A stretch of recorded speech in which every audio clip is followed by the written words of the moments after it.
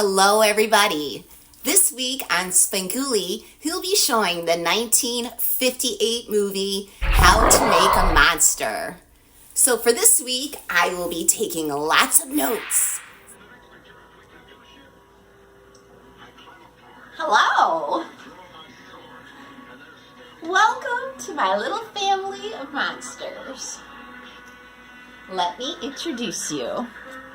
We have the monster that challenged the world, and the hands from Return of the Creature, and the Mole People.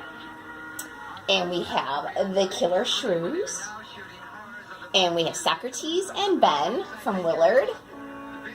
And we have the Werewolf from Return of the Vampire. And of course, the War of the Gargantuas. And we have the Evil Smile from Mr. Sardonicus. And we have the Evil of Frankenstein. And the headpiece from the man himself, Frankenstein.